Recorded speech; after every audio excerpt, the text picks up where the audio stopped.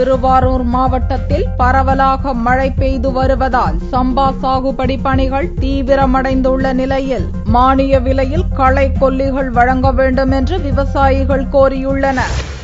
Delta மாவட்டங்களில் சம்பா சாகுபடி பணிகளுக்காக காவிரியிலிருந்து தண்ணீர் திறக்கப்பட்டும் அந்த தண்ணீர் கடைமடை பகுதி வரை வந்து சேரவில்லை.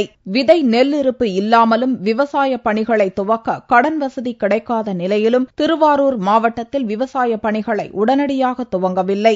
இந்நிலையில் கடந்த சில நாட்களாக பெய்து வரும் மழையால் தற்போது விவசாயம் செய்வதற்கான சாதகமான சூழ்நிலை ஏற்பட்டுள்ளது. இதைத் தொடர்ந்து விவசாயிகள் நேரடி நெல் விதைப்பு முறையில் விவசாய பணிகளை துரிதமாக துவக்கினர். நேரடி நெல் விதைப்பு முறையில் அதிகம் களைகள் ஏற்படுவதுண்டு.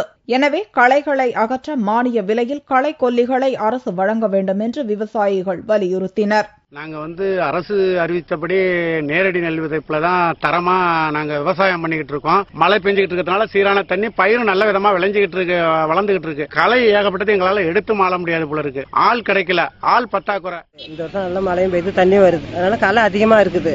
உடனே களை கொடுக்கறதுக்கு ஏற்பாடு பண்ணி நல்லா இருக்கும். தனியார் விற்பனை நிலையங்களுக்கு இணையாக அரசு விற்பனை நிலையங்களிலும் விவசாய இடுபொருட்கள் கட்டுப்படியாகாத விலைக்கு விற்கப்படுவதால் பெரும் சிரமம் அடைவதாக விவசாயிகள் கவலை தெரிவித்தனர்.